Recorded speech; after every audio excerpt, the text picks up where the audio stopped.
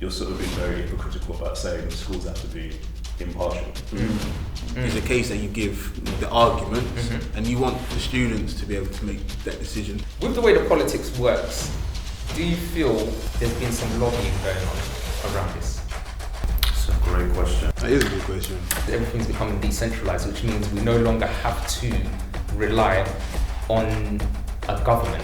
If we look at blockchain technology, voting can be put on there. If our students are not able to have those difficult discussions, they are not going to become critical thinkers, and therefore, in the longer term, they are going to outsource their critical thinking to mainstream media. What's going on, Welcome people? to Class Act, an extracurricular podcast with ourselves. How's everyone's week been? Etc. so far. People already saying assessment week. I tell you, yes, assessment week. A levels, GCSEs. Oh my goodness. Wow. It's intense. That's what I would say. It's intense. Do you think things have become more intense ever since COVID? Yeah, for sure. Yeah. Yeah, because you've got a cohort of students, I mean, particularly for myself at college, they haven't sat an exam before, or maybe this year is their first year of sitting external exams. So the anxiety for them is a lot higher in comparison. And yeah, they're definitely feeling it, definitely. Because that can start to count. It's like, what, 52 days before exams? 52 days. Do you do like include? Is that including half time or excluding half time? I'll go down to that level. You know they actually want to do well. Some of them, they find it, they acknowledge it, they're like, yeah.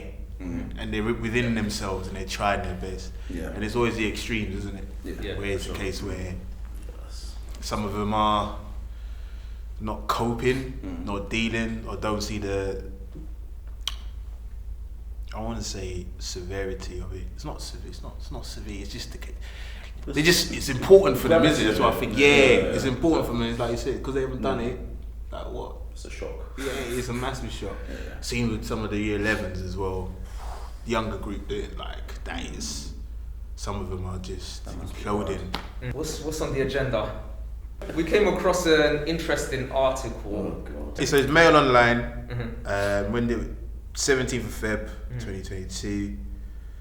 That's allowed to do coursework. You have to you have to quote where all this comes from, you know what I mean? New rules for schools to ban woke teachers from left-wing brainwashing pupils over topics such as Black Lives Matter, Israel and Palestine, and the British Empire. That was the article, which is quite interesting. It is interesting because after a while I saw school as like this factory model, conveyor belt, in and out, clock in, clock out.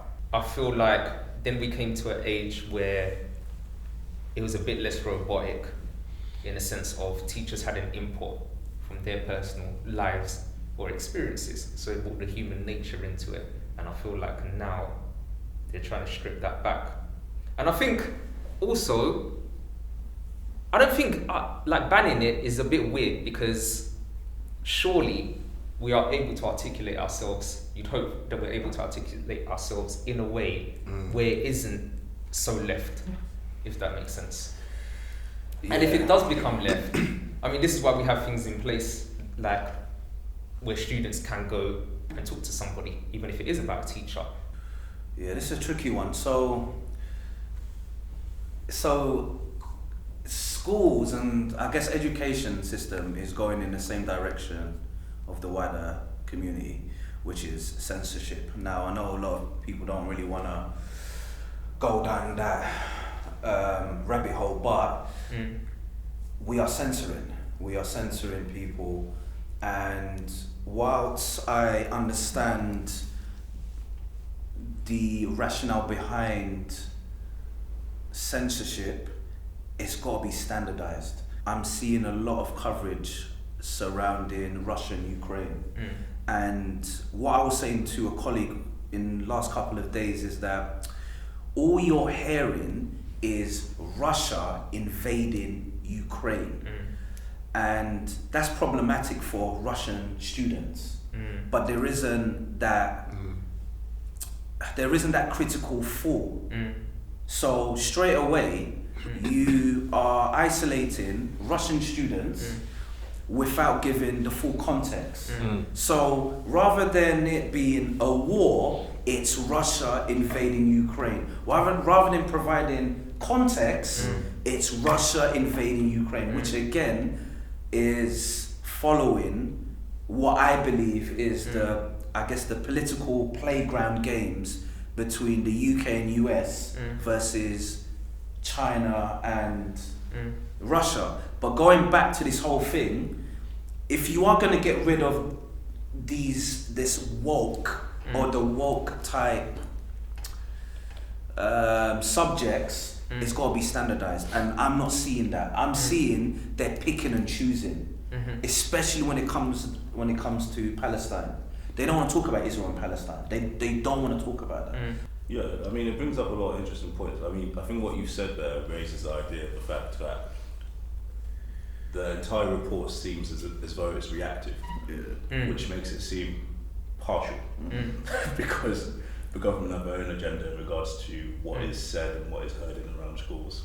So by bringing about a reactive, partial report, you're sort of being very hypocritical about saying schools have to be impartial, because we know why this report has been brought about. It's totally full of ambiguity, full of like equivocation, doesn't clarify anything.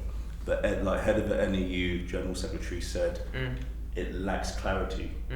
So if the head of the teachers union is unclear about it, surely teachers and students are also going to have a lack of clarity.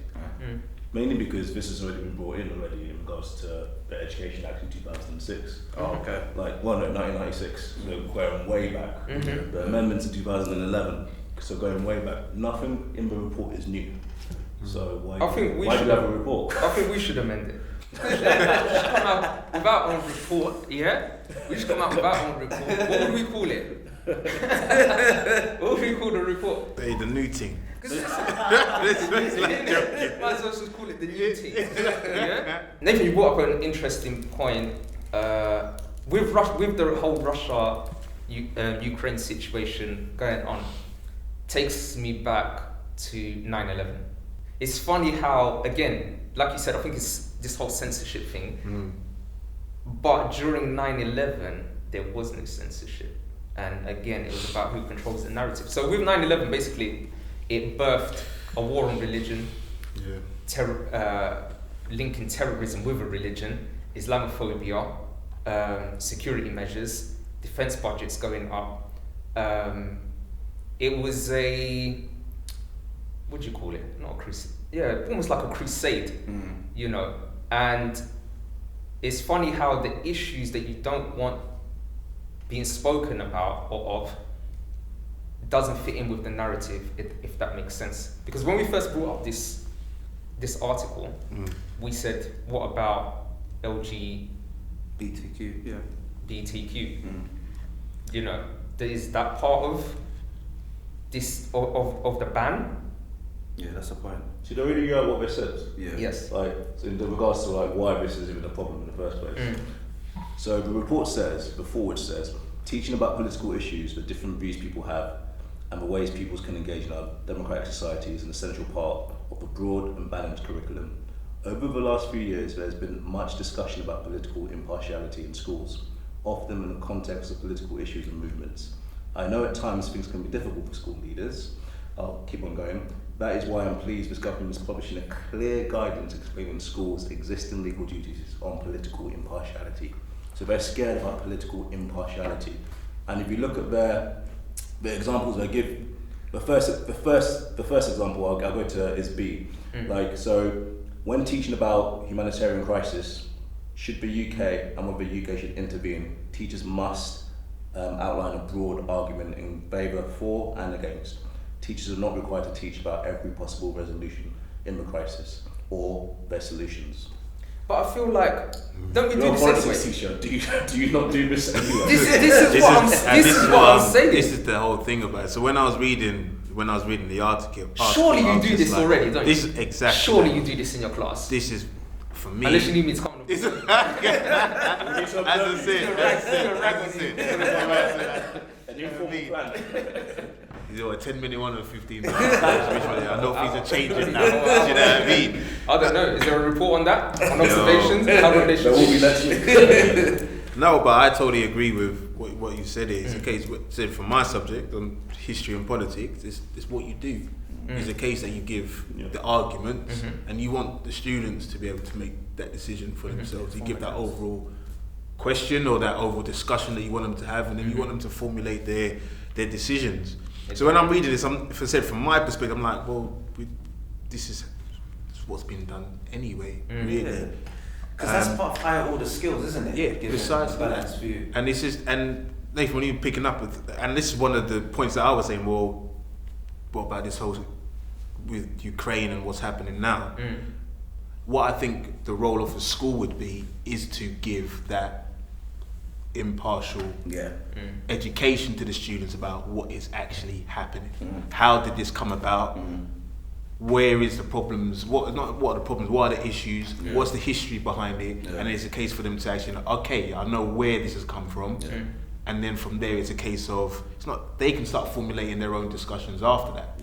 But it's just a case of just giving, like you said, both sides of the argument, letting them know the knowledge behind it first. And then they make their decisions about how this is playing itself out. Because once you give people the knowledge about it, then they can formulate. They can formulate their own decisions. I think that's what an element of concern and worry is, because if you look at all the scenarios on the report, they stem from implied addresses to Black Lives Matter, Israel, Palestine, environmental groups, conservatism itself in regards to what we teach in terms of politics and ideology. Anti-racism is heavily implied in the scenarios, same as political figures such as Churchill. We're talking about everything that's been an agenda on the far right of conservatism for the past, 5 years, 10 years? All the scenarios are so explicit, like they're not even implicit in the report, they're like subtle. It's just blatant what the worry is. They're afraid about elections and the generations ahead because they know they failed young children. With the way the politics works, do you feel like there's been some lobbying going on around this? Or is this just strictly politics, as in like this was discussed in one of the houses and they've come up with a report and that's it? Or do you think that there's been some lobbying going on for a broader or wider picture? That's a great question. That is a good question. Or is it simply that? Is it simple as censorship? On one side, it's censorship. On the other side, it would be to create safe spaces, I guess, for students to not get into any, difficult scenarios where topics may be difficult to discuss. It may cause emotional responses. But in your professional, line of duty, when surely these discussions have taken place in your class. That versus them not taking place, surely it not taking place will have more of an impact because you're bottling everything up. So, e.g., the Ukrainian and Russian situation right now, if that's not discussed, and like you said, Russian students, the impact it has on Russian students, if it's not discussed, then surely that will have more of an impact, a negative impact. Yeah, so essentially, if our students are not able to have those difficult discussions, they are not going to become critical thinkers, and therefore, in the longer term, they are going to outsource their critical thinking, and they're going to outsource their critical thinking to mainstream media, and mainstream media is going to be their main system in understanding what's going on in the world, and that's well, I think you've answered my question with the lobbying. That's the there. problem. So because politics, media, and education is all part of the same sort of system, or body, should I say? Different systems, but part of the same body. And that's not. I'm not talking conspiracy or anything here. I'm literally just asking, like with the lobbying thing, where has it stemmed from? and why. And I think you've answered the question in saying that the critical thinking will be outsourced to mainstream media. So I'm gonna Then say when you this. look at mainstream media Yeah. and the narrative that's being pushed there, and then if you don't agree with that, then you're going to social media. Yep. But then social It's even media worse. also lacks something, and that is there's no structure I find with social media and how it presents its information and findings. There's no interviews, there's no sources. You know, it usually stems from somewhere else, and then one person formulates this opinion or reasoning and puts it out there. That's another issue. Well, you said it, it's opinion pieces most of the time. So we're not talking about impartial, well thought out, well investigated journalism at all. Yeah, there you go. And that's the main difference, for sure.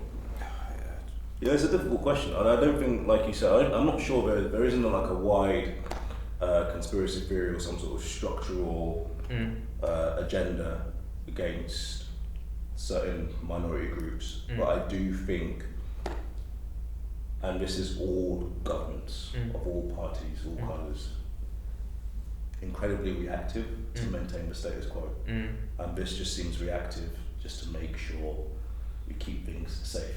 Because if we have to talk about things, with discussion comes, I suppose, heated debate. Yeah, uncomfortability. And we need to maybe start addressing things that we haven't talked about for a while, and that does cause some friction. That's not a bad thing. It doesn't mean people become divided, but it does mean we have difficult discussions. And I don't think we're willing as a society maybe to have those difficult discussions. So are you saying that this is censorship because of the fact that they're saying that teachers should not give their perspective on things? So I'm asking, what is being censored from your perspective? They say teachers will not be able to give one-sided accounts of historical national heroes. They said education.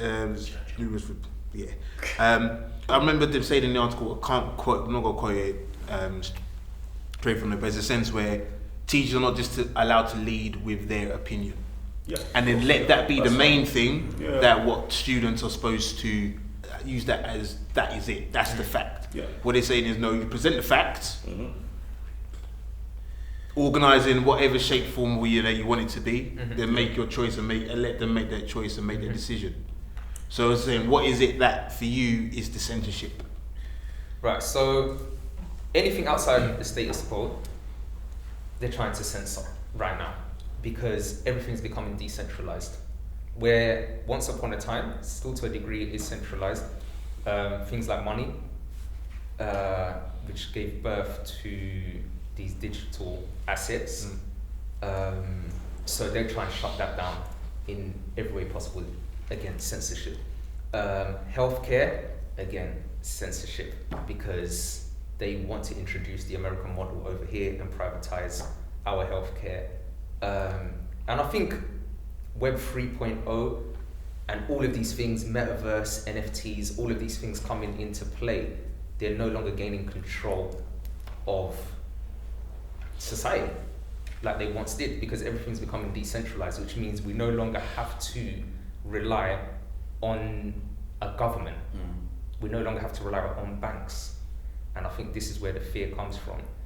Eventually, we won't even have to rely on voting. Even voting can be decentralized.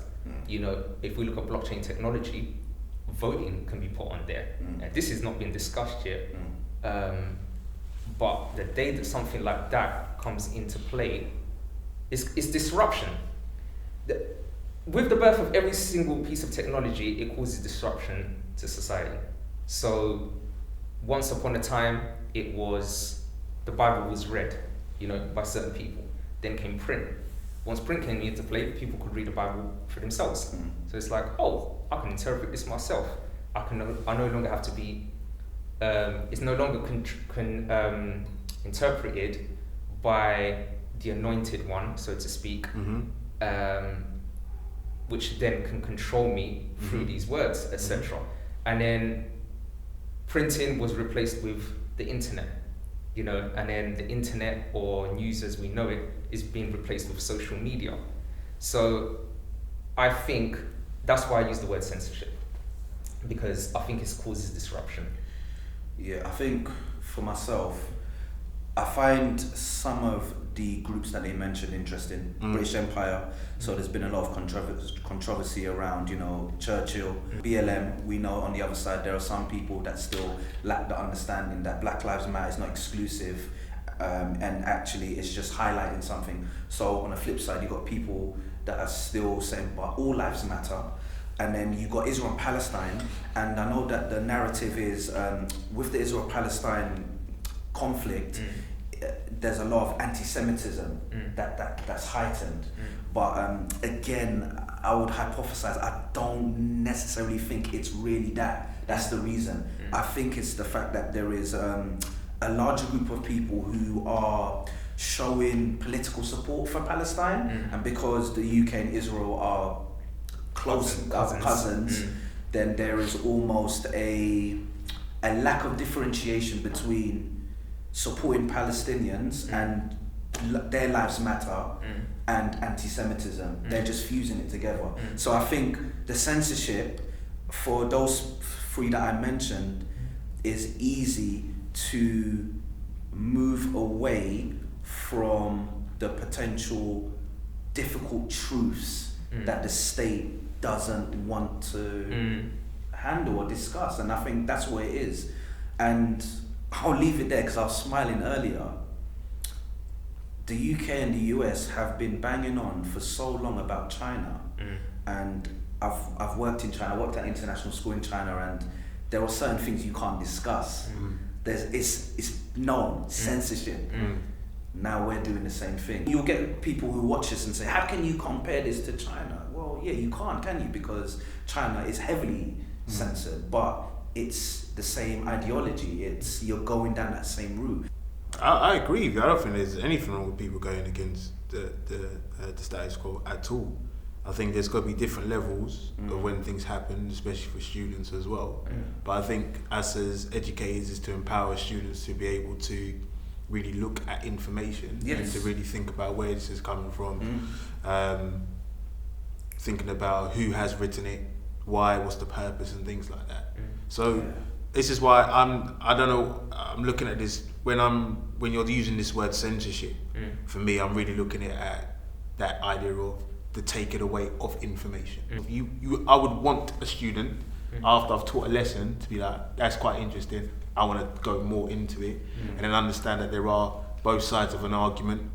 But then what will come into play is a case of where do they place themselves with, you know what I mean, race and all these things. They will come into play, and they will start to think about themselves in a very different way and start picking up information and formulating their own decisions about things. Don't get me wrong, we still have we have to sometimes put a cloak on that and be like, here you go. Isn't that and then training, have those. And we told this at training that we have to be. But this is what I'm saying. You know, I'm surely someone will get pulled up. On some. I don't think unless there are there schools. This is what I'm like. There's reports of this thing happening that we're unaware of. I find it crazy because damn, you have a. And this is what I'm saying. Clearly something's happening like this. No, I don't look. I'm not like yourself. I don't believe there's any form of censorship. For me, the entire irony behind all of this is we have legislation and we have the rules. We have the training in place already that facilitates impartial debate in all of our classrooms. So this is unnecessary. What I think is happening really is like the inability to explore critical thought, like difficult matters that are hard for all of us. These difficult matters. Are you talking about discussing it with students? I think it goes bottom up. So I think some people do find it difficult to discuss, and some teachers do find it difficult to discuss with students. The reason why I asked that question, is that do debates like this take place amongst teachers? Like right now, is the Ukrainian and Russian situation being discussed, or is everyone just and walking around like this? BLM, exact same thing. I found anyway, personally. I don't know about you guys in your schools, but the whole BLM thing, it was a case of let's send a letter out, let's, I don't know, decorate something or whatever. Tick a box, and that's it. But the actual discussions weren't taking place. I think with BLM, I think there was more discussions that were being had. I think the whole problem. I think amongst staff. Yeah, amongst staff. When I say amongst staff, staff, was it like official or was it just us like let's get together and you know? But then you got to ask. Do you ask the question like how often does that? It depends on what it is. Yeah. Remember, I'm not saying that. I think it depends on the relationship that you have with members of staff. Yeah. For you to even have that type of discussion. I don't mean the type of relationship you have with staff. Same way. What do you mean? What I mean is the way. Tell us what you mean, man. Let me tell you what. Okay, my brother, the honourable gentleman over here wants me to tell you. Come on, man. You're gonna get the shoulder now. Listen, what I'm saying is the same way an all-staff meeting gets called for certain things. For a twilight, an Ofsted, and whatnot. Surely, I'm not just saying BLM, but for example, a BLM situation. I don't even know what to call it. It wasn't a situation, but let's say BLM wasn't. Why wasn't an all-staff meeting called for that? I think it depends on your schools. Yeah. Honestly, I think it depends on your schools because there have been. So I'm not gonna call out. No, that's fine. That's what I'm saying. I'm unaware of it. That's happened. That's happened. That's happened. All staff. But then all staff. Okay, this is what's happening within. This is what needs to like. But what's happening in those meetings? Is it I'm dictating this is wrong? You know, you've got that one person we all know, a head teacher standing there. This is wrong. Blah blah blah. This is what we're doing about it, and that's it. Or are we sitting around and actually discussing? But then you're asking for I know where you're going. You're going for a utopia that is not. I'm not going for a utopia that's not going to happen. That utopia is everyone giving out their feelings and their emotions about a certain topic, which is very very difficult. Which is a very difficult conversation. I don't want no. So what do you want, Jay? The feelings. What does he want, man? I don't want the feelings to be centered around BLM. I want BLM to be used as a platform to discuss the issues that are going on within education. I want the issues within education to be highlighted. That's what I want. Yeah, and I've even stated, and this is what some people will find it difficult to have those, and because not everyone is going to be open with it. So when that's and this is what I was saying to you. You want a utopia. That's not a utopia. It is a utopia. It's very uncomfortable. Because no one's. It's a revolution, my brother. You tell me about utopia. This ain't a movie. This ain't a movie. Yeah. I'm talking evolution. Let's leave the R out. I want an evolution. Let's evolve, in the right direction. I think good schools would have had that, and they would have addressed issues. And is it a back and forth, open dialogue? That's what I'm asking.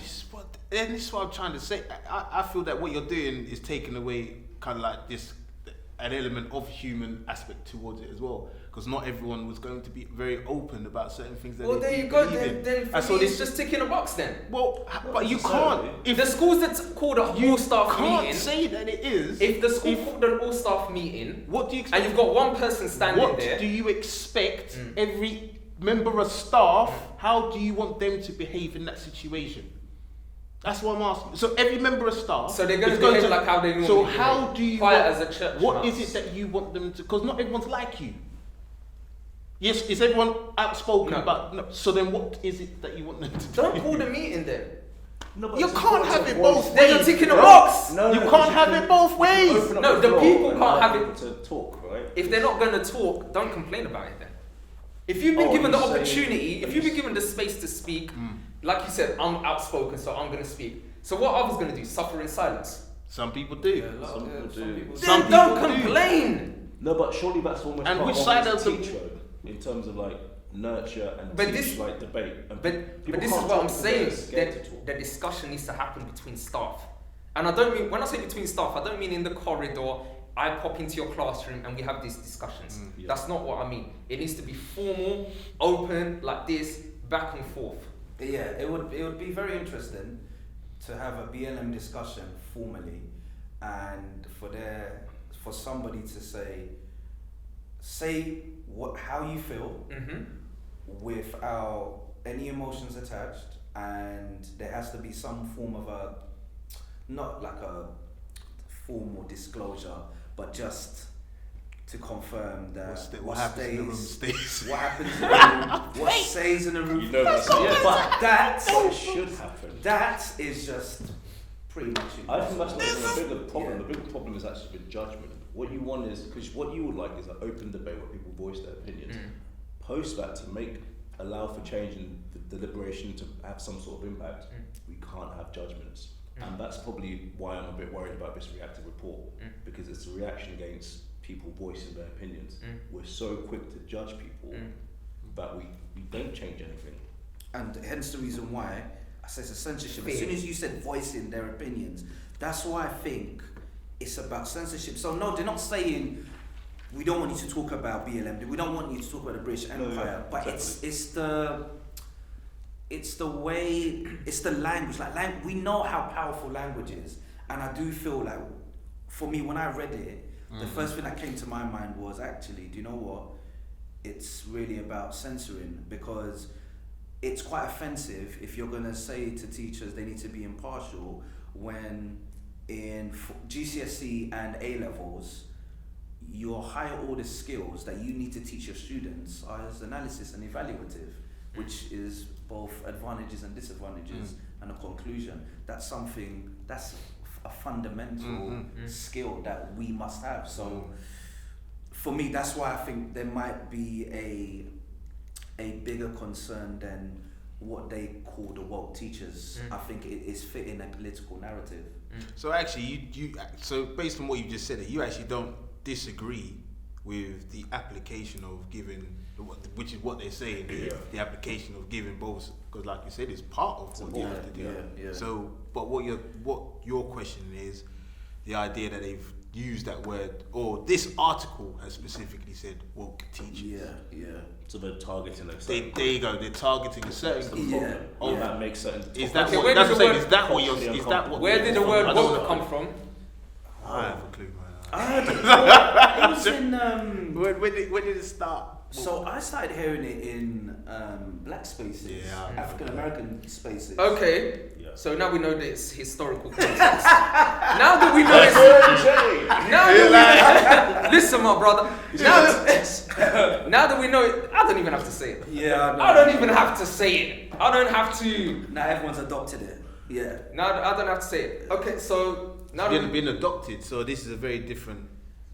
When something's been adopted, then and you don't have control over it, then what can you do? Oh, yeah. What can you do? Misappropriated. Listen, Perfect word. when people operate off two energies, love or fear. It's not love or hate, it's love or fear. Okay, so are you telling me people aren't going to voice their opinion from fear of being judged? Fear of judgment. Just answer me that, please, before I move on to my next point. You know. So it's out of fear. It's out of fear. Okay, I said the opposite is love, yeah? So where's the love for your race or culture? If you're not willing to voice it out of the love that you have for yourself, okay, because of the fear of judgment, what type of person does that make you? I'm not judging, because of course he's judging. Yeah, you can see it coming through your mask right now. From his eyes. It was all in his eyes. It's in his eyes. You're always judging. There's judgment in my question. Listen, I formulated a question. I formulated a question like how a lawyer would. No? Listen, all I said is there's fear of being judged. There's fear of judgment. Okay? So where's the love for yourself? Because if you have love for yourself, there will be no fear of judgment and you speak out, no? But it's not that. Not speak out, but you'd voice your opinion. Fear of judgment, fear of... But where does the love come into? No, it? but who's... Which side are you?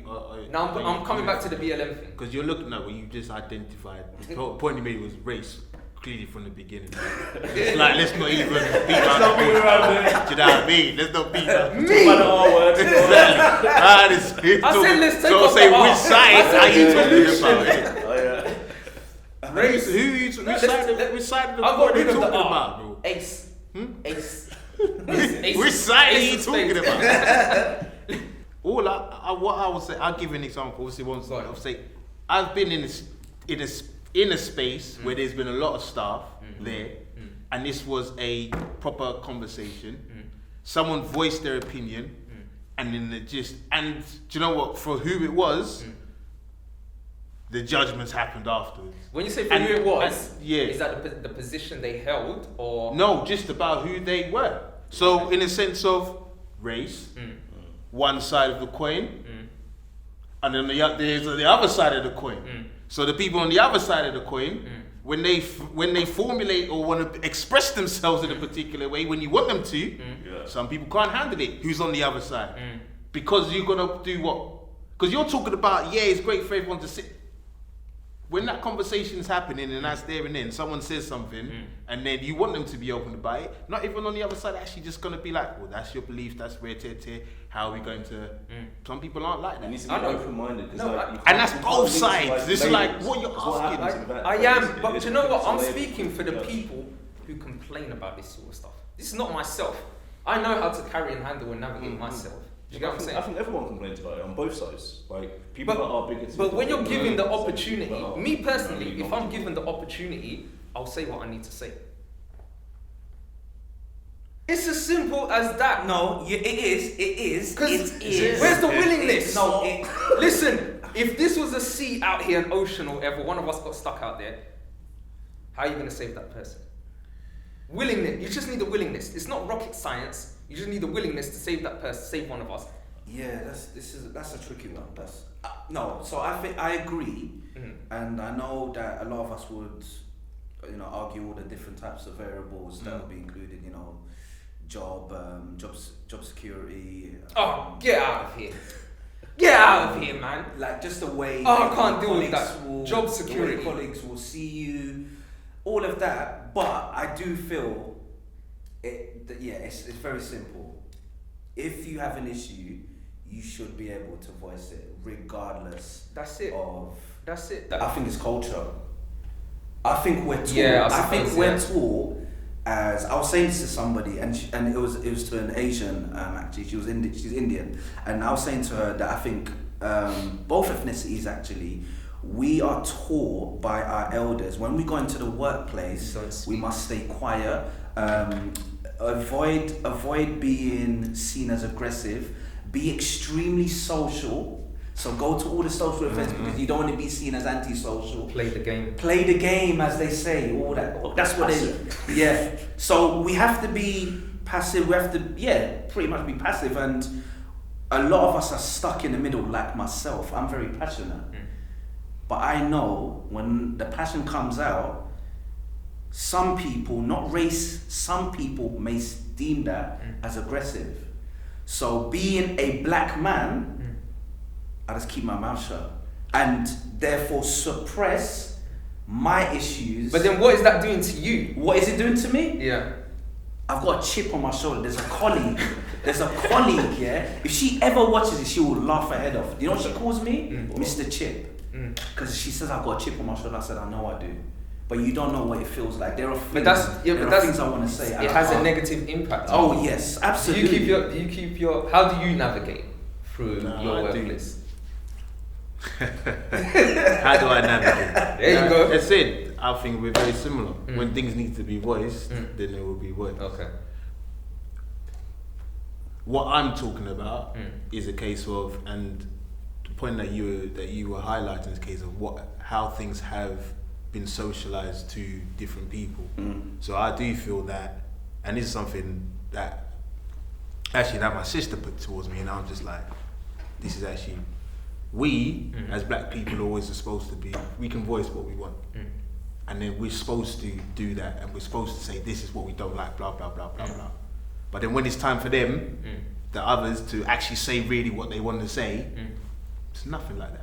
We're supposed to put our heart, our emotions, and all the things that we don't like, we're supposed to put that on the table, and then someone's supposed to just come, right, this is how we're going to fix it. But then the problem actually doesn't really lie with us. It's like, what have you guys done?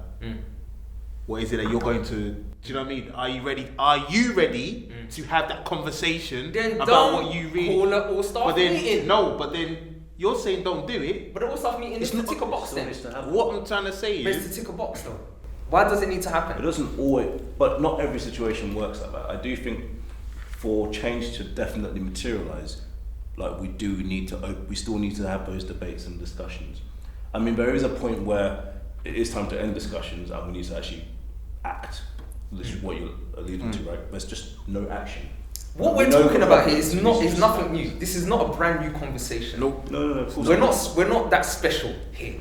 Yeah? This is nothing new. So like you said, then comes the time to act. So it's like, how long are we going to keep having these conversations for? How long are you going to call an all-staff meeting? If you're not heard, then what do you do? What should you do? There you go. You should create something yourself, right? So, for example, why are we here? Because we're not seeing our voices being heard in the podcast space, or enough of black teachers' voices being heard. So what have we done? We've created our own one.